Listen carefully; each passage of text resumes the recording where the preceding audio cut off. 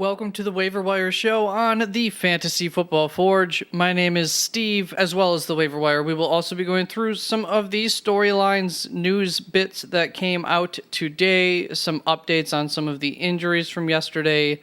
That would have been Sunday. This will be coming out Tuesday, and it is currently Monday prior to kickoff. So if there are any big updates to the waiver wire due to any injuries tonight or performances, I will make a comment in the video here that you can check out. But I did put two asterisks to try and remind myself to say something in the event of injury or performance in the case of two people who are on the waiver wire who are on teams that are playing tonight. That'd be Philadelphia and Washington. Thank you for watching the show, and if you are new tomorrow on Wednesday, there will be videos coming out, 4 different videos for 4 different positions: wide receiver, quarterback, running back, tight end, on my rankings, and you can also find my rankings up on my website, www.theFFforge.com. There is a link down in the description for that. Those rankings go up on Thursday. I've been getting better and better about getting them out early, almost able to get them out on Wednesday night some weeks. Hopefully I'll get that fine-tuned even better so that they are out on Wednesday nights. I also do a Saturday show where I will take all of the, the headlines, any stories that are going on around the NFL that are going to be fantasy relevant to some extent, and go over those, as well as my steals, stock, and scraps, which is just a stardom, sit-em / a bold takes type of clash up, where I will take 6 players from each position and just speak on them, recommend them, not recommend them, heed some caution into the wind on some of them, that type of thing. I think that is enough advertising, so let's just get on to these storylines so far from Monday. First of all, John Harbaugh, he feels good about Mark Andrews and Gus Edwards returning to practice this week. A little bit of a specific choice of words in returning to practice doesn't necessarily mean they'll be game ready, but a further report did come through that he also said that there's a really good chance to play for Mark Andrews this week, so that's really good news. There seem to be some mumblings in the wind that New Orleans may be making a quarterback change this week, so goodbye Andy Dalton, hello Taysom Hill, hello Jameis Winston, who knows? I would hope and think it would be Jameis Winston. I don't think he did anything to lose the job, but they don't seem to want to give it to him, so I don't know what's up with that, but just something to keep our eyes and ears out for this week. Unfortunately, Zach Ertz's injury was a season-ending injury, which brings Trey McBride onto the table. He is a rookie. He was by many thought to be the best tight end prospect in this draft. He's coming in with not the least of expectations into this role that has really been great for fantasy. So he will be on the waiver wire later on. Also for Arizona, surprisingly, Eno Benjamin was released today, Monday, so yesterday, and that's going to bring Keontae Ingram, I believe, into the forefront there. He's a rookie 6th round pick. Some people really liked him a lot. He's not a guy who necessarily grabbed my eye, but after the draft, after some people talked well about him, I looked into him, and I'm excited enough about him, and especially that situation. They're obviously giving him some faith here, I believe. That or Tyson Williams or Corey Clement, maybe they have faith in. That's always possible that they'll bring one up, and they could supplant Keontae Ingram, but this is my thoughts, and he will also be in the waiver wire. Darrell Williams is currently on the IR. Don't know if I said these two are on the practice squad, but Darrell Williams is on the IR, and I believe there's at least 2 weeks left before he would be eligible to return from the IR. So I'm hesitantly excited about what could be the future for Keontae Ingram, as I don't think that Connor has been some stud who couldn't lose some of his workload to a player. Another bit of news for the Browns. This is also Arizona. Hollywood Brown is potentially going to be coming back this week already, but for sure he will be prepared for after their bye week, which I believe, I think that's week 13. So I think that'd be week 14 that he's for sure going to be back by, and possibly sooner. Then Colt McCoy, I forgot that he got injured in the game, right? Late? I don't know, but his leg is to be determined. That's quite honestly the sentence that I read was that his leg is to be determined. So we'll see about that injury, and it's always possible that Kyler Murray's injury is going to take a little bit of time. So if Colt McCoy can't play, that does affect other players on that offense. And a few names here who are day-to-day currently. In the really good news here, Jerry Jeudy is day-to-day. His ankle is a mild ankle sprain. Corey Davis is currently day-to-day, could be returning. I think that would be helpful for the Jets. And Randall Cobb is day-to-day. I don't know that he comes into some big role if he comes back to the Packers, but I'm sure he'll be a welcomed security blanket.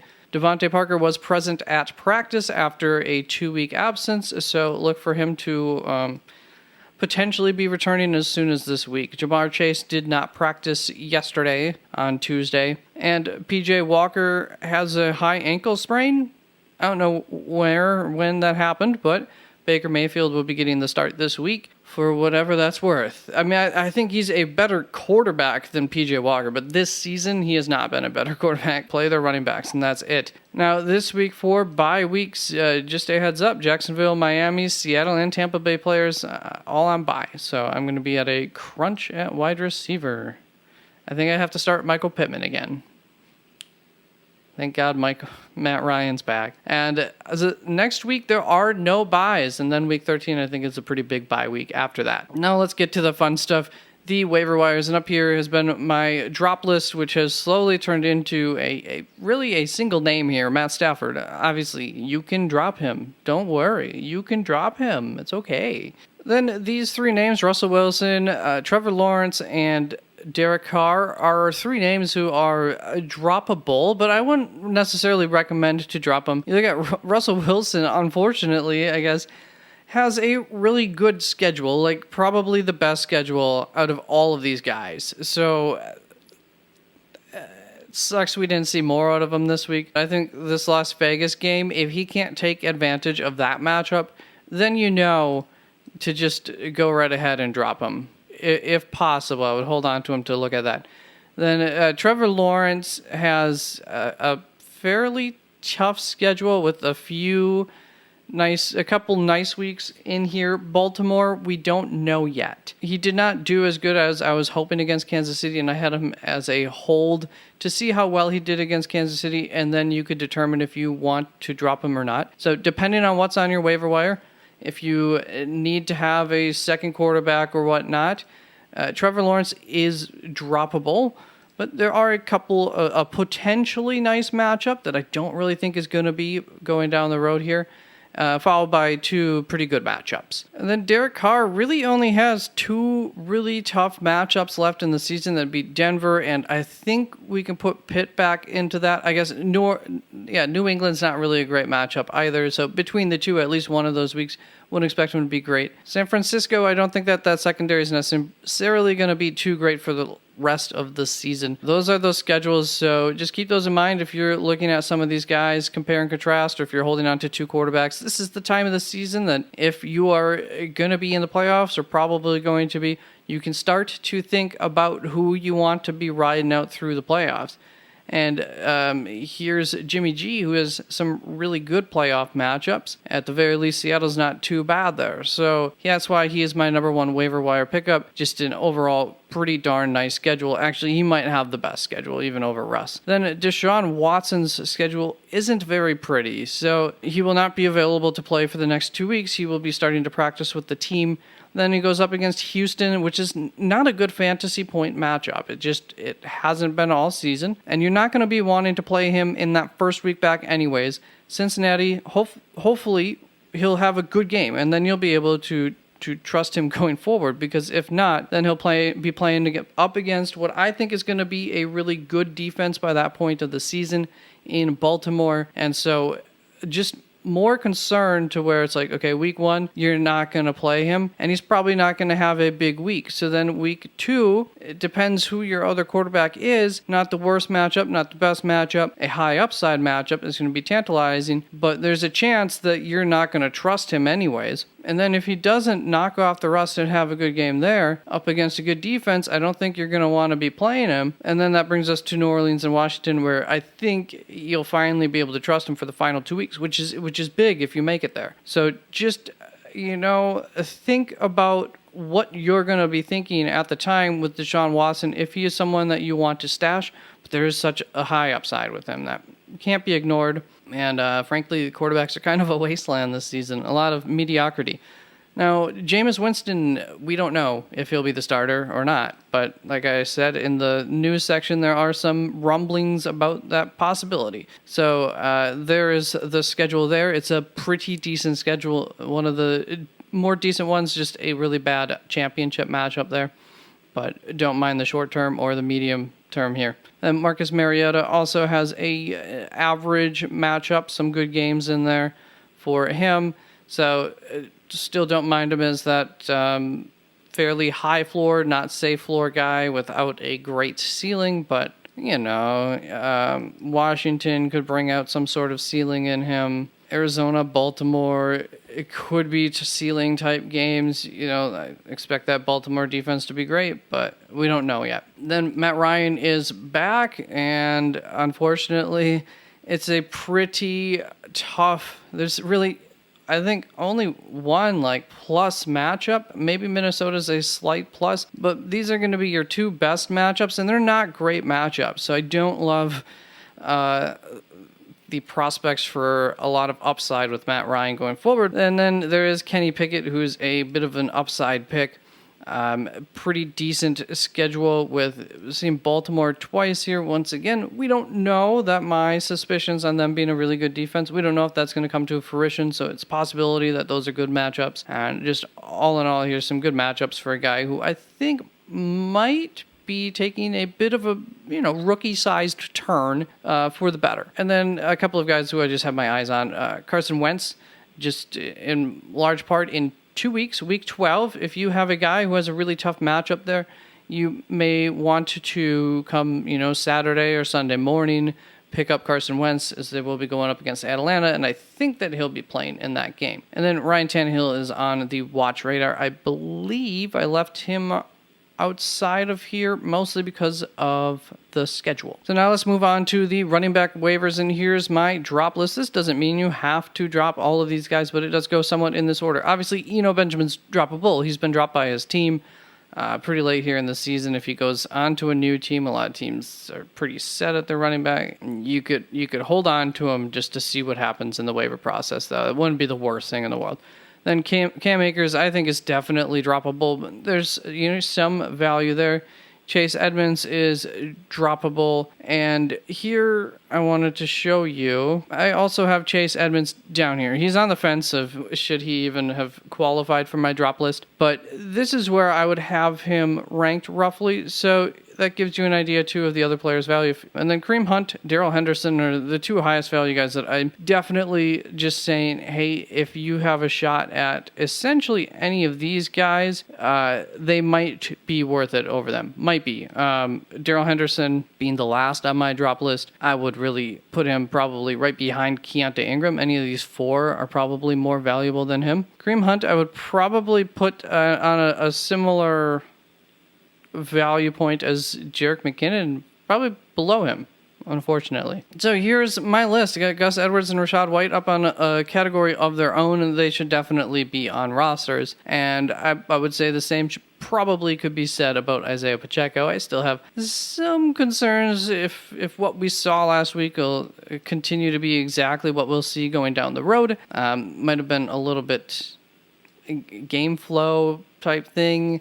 I don't know. I can't imagine CH will see just 4 snaps like in every game. Then Keontae Ingram, I think might, have an RB2 role there in Arizona with a chance to be an RB1 outside chance. But even if that RB2 role in Arizona has, there were 2 pretty decent backs there last season. They did okay in that offense. And then Jaylen Warren's getting some good opportunities. Kenyon Drake is, in case I'm wrong about Gus Edwards type thing, about how much he'll get used. And also, if Gus Edwards isn't playing this week, he's a speculative ad really with more value than where I have him currently, because he'd be the starter if Gus Edwards isn't playing this week. And that's followed by Latavius Murray and Jerick McKinnon. Latavius Murray, I just think, has a little bit more upside than Jerick McKinnon in the event of a running back going down on their team, pretty much. He did have more carries than Melvin Gordon this past week. Karen Williams got his feet wet at the end of the game last week. I would not be surprised if he were to, just be the RB1 next week. I mean, that's part of why I have Darrell Henderson on that list.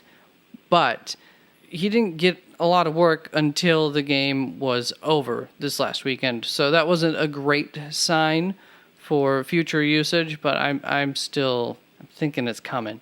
And then Chuba Hubbard has a role there in Carolina, and I think we saw probably the worst that it'll look like this last weekend outside of just really, really bad games. Then here are some guys that in the event of an injury to their team, their value would go way up. Isaiah Spiller's been getting some more use there in Chargersville, so that's nice to see. So, like all those guys, let's move on to the wide receivers. And here's the drop list. Robert Woods, Chase Claypool, Brandon Cooks, Adam Thielen. Obviously, Adam Thielen having the most value out of those four. Robert Woods being a almost must drop. And I would be willing to drop any of those four. For these three, I would put Adam Thielen probably right below Paris Campbell. Maybe keep him above Devin Duvernay for now. Brandon Cooks, I think Brandon Cooks, Chase Claypool, Robert Woods fall all the way down to this third section of the wide receiver list. In the second section, I have OBJ. He's, I think, like a week 13, 14 guy, so he's a playoff guy, stash, but he's going to be going to a good team, so that's always good. And the rest of my list goes like this. Terrace Marshall Jr., Traylon Burks, Nico Collins, Darius Slayton, Michael Gallup, DPJ, MVS, DeAndre Carter, Zay Jones. Just really didn't have to change my list a whole lot from last week. Just shuffled a few guys around. So like DBJ, I know he had a good week. Well, that's why I had him on my list where I had him on my list last week, because that's always possible. But it doesn't change my opinion of his value going down the road. He's the same guy I thought he was before last week. And so those guys are all going to be back end of the roster, bye week starters, high end plays is essentially what I think of those guys. I feel comfortable having to use any of them in a situation where I need a wide receiver. I feel less comfortable once we get down to this list. Wan'Dale Robinson, Mac Hollins, Julio Jones, Corey Davis, Alec Pierce, Josh Reynolds, Van Jefferson, Jarvis Landry. So Corey Davis, we don't know. He's week to week. Just wanted to remind you of that. Julio Jones, we saw get a good touchdown. He's on, a team that has passed quite a bit and or is at least looking a little bit better right now. And then I'm still just keeping my eye on these three. Jameson Williams, I've said this for a long time now. I'm keeping him up here, but I really don't think that he's going to end up being fantasy worthy this year, just out of a similar concern for Deshaun Watson, where you can't trust him week one, and then it's like he's got to blow up real quick in order for you to trust him, and then hopefully it works out. So that's how I feel about the wide receivers. Whoa. How do I feel about the tight ends? See how that works out in the cutting room.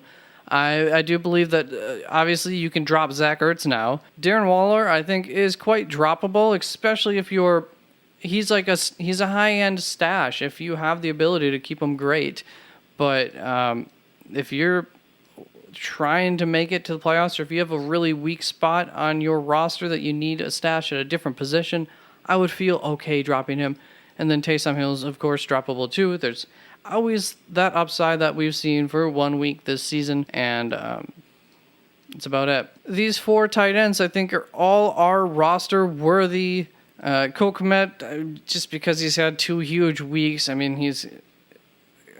it's hard to say, he's not a smash roster spot guy, but I do still think that he's, I don't think he's one of the top 3 tight ends in the league. He's done very well recently. Foster Moreau has a situation ahead of him here, which works out nicely for a team who has targeted that tight end position a fair amount this season at least. And so if they can get more touchdowns like they did this week, that would be helpful. And Trey McBride is entering into a very sweet position. He is a rookie, however, so he is the wild card here.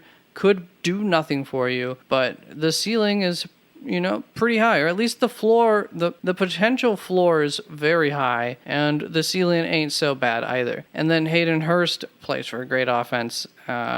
Usually it's a great offense. Might be struggling in the short term, but I always like those guys, so he's not a bad option. Then Cade Otton is going to have a little bit of a role going forward, but he's retained some of that passing role, so he continues to have value. Hunter Henry, Juwan Johnson, Tyler Conklin, all guys who I would feel comfortable if I had to play them for any reason off of the waiver wire.